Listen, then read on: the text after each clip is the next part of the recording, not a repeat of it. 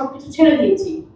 Plan নাই সেটা, এটা যে কত দুঃখজনক এবং কতটা ব্যাক মানে স্লাইডিং আমাদের জন্য, এটা আমরা বুঝতে পারি না। আমরা শুধু উন্নয়ন, স্মার্ট বাংলাদেশ, ডিজিটাল বাংলাদেশ হ্যান করে ফেলছি, ত্যান করে ফেলছি।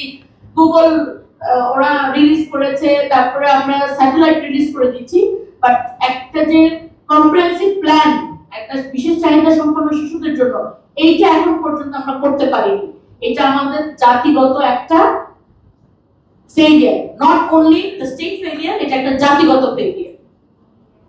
তারপরে যে আমরা বলি যে এই যে বাচ্চাগুলো যে সাথী আপা বললো যে বাচ্চাদের যে এখন তিনটা বাচ্চা, একটা বাচ্চা স্পেশাল নিডস বাচ্চা দেখা যায়, এটা কিন্তু ভেরি ভেরি ট্রু। যেমন আমাদের বাসায় অনেকগুলো বাচ্চা আছে, আমার নিজের বাচ্চা, আমার বোনের বাচ্চা, ভাইয়ের বাচ্চা। আমার ভাইয়ের বাচ্চাটার বয়স 3.5 বছর, সে কথা বলে না। কথা বলে না এমন না যে তার কথা স্পিচে কোনো প্রবলেম আছে, কোনো সমস্যা নেই, কিছুই না।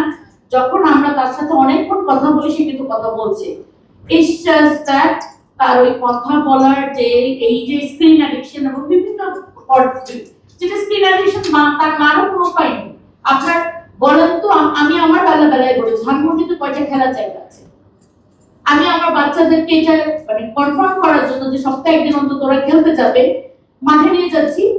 আর পয়সা দিয়ে বিভিন্ন জায়গায় আছে, আপনি একটা হিউজ অ্যামাউন্ট অফ টাকা স্পেন্ড করে বাচ্চাদেরকে 1 ঘন্টা 2 ঘন্টা খেলাতে পারবেন। এটা তো সবার জন্য অ্যাভেলেবল সার্ভিস না। তো এই আমরা কেন জাতিগতভাবে আজকে এই জায়গায় পৌঁছায় গেলাম যে আমার দুটো সবুজ গাছ নেই? গাছ মানে আমি বাসায় যে গাছটা রোপণ করছি সেটা, এবং অনেক স্ট্রিট আমি দেখেছি ঢাকা শহরে ভালো ভালো, যেটাকে আমরা বলি যে অভিজাত এলাকা দেখবেন লম্বা রাস্তা একটা গাছ নেই। তা আপনি আপনার বাচ্চার অক্সিজেন ডিপ্রাইভড, আপনার বাচ্চা ফুড ডিপ্রাইভড, মানে আমাদের খাদ্য মান খুবই কম। তারপর আরেকটা ব্যাপার, আমরা কেউ কথা বলিনি এটা নিয়ে, যত্র মোবাইল টাওয়ার বসানো, এবং মাত্র 2000-3000 টাকার জন্য বাড়িওয়ালারাও কিন্তু আবাসিক বিল্ডিং এ মোবাইল টাওয়ার বসিয়ে দিচ্ছে। এই জায়গাগুলো যে একটা বাচ্চার মানসিক বিকাশে কি পরিমাণ ক্ষতি করছে, এই রিফ্লেকশন মানে এটা দেখার জন্য তো একটা মন্ত্রণালয়ের একটা কাজ না, এটা কিন্তু মন্ত্রণালয় নারী ও শিশু মন্ত্রণালয়ের কাজ, কিন্তু কখনো শুনেছেন তারা এই ব্যাপারে কোনো স্টেপ নিয়েছে? তো তাহলে আসলে বাজেটটা কিসের জন্য? এই প্রশ্নটা রেখে আমি শেষ করছি। ধন্যবাদ।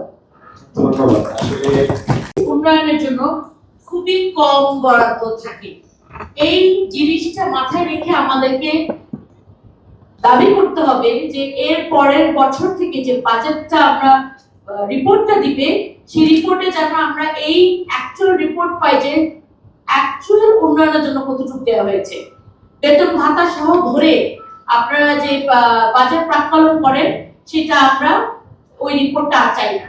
আমরা চাই শিশুদের উন্নয়নের জন্য অ্যাকচুয়াল যে টাকাটা স্পেন্ড হয়েছে সেই স্পেন্ডিং অ্যামাউন্ট আমরা দেখতে চাই, এবং যদি সরকারি ভাবেও না হয় অ্যাটলিস্ট সেভ দ্য চিলড্রেন অথবা ইউএসএ যারা কাজ করছে তাদের থেকে আমরা এটা আশা করবো, একটা পিয়ার প্রেশার গ্রুপ, যে আপনারা যদি এই পিয়ার প্রেশারটা ক্রিয়েট করেন আমরা আশা করতে পারি একসময় সরকারও বাধ্য হবে করতে, কারণ এটা এই আমাদের নাগরিক পরিবেশে এইটার আলোচনার দরকার আছে। দ্বিতীয়ত, আমরা কেমন বাজেট চাই? অনেকেই তাদের পরিচয় দিয়েছেন, আমি একজন মা, এটাই আমার ফার্স্ট এন্ড ফরমোস্ট পরিচয়।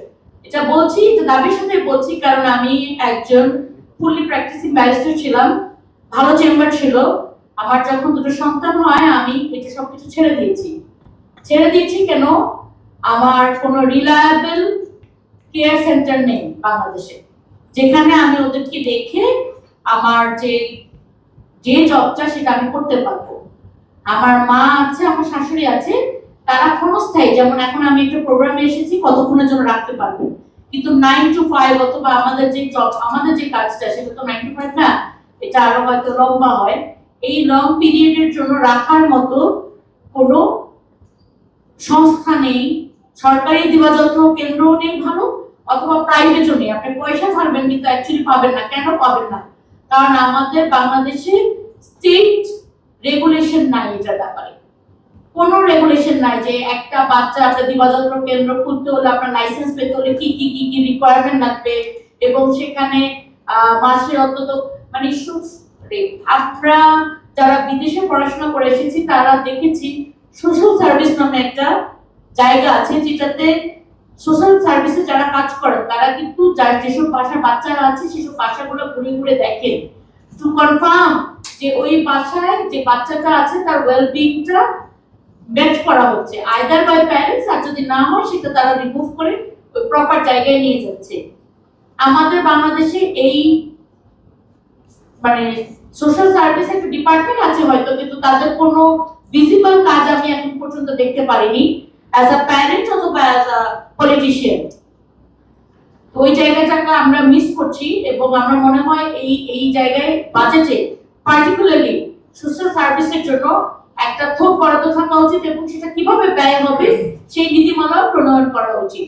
কারণ ওই যে যেটা একজন আমাদের ভাই বললো যে বাজেটের 30% শেষ মাসে এসে ব্যয় হয়, ব্যয়টা হয় আসলে দেখানোর জন্য যে আমরা খরচ করেছি এবং কতটুকু খরচ অ্যাকচুয়ালি একটা বাচ্চার উন্নয়নের জন্য যাচ্ছে আর কতটুকু যে কর্মকর্তা আছে তার পকেটের উন্নয়নের জন্য যাচ্ছে সেটা আমরা বুঝতে পারি।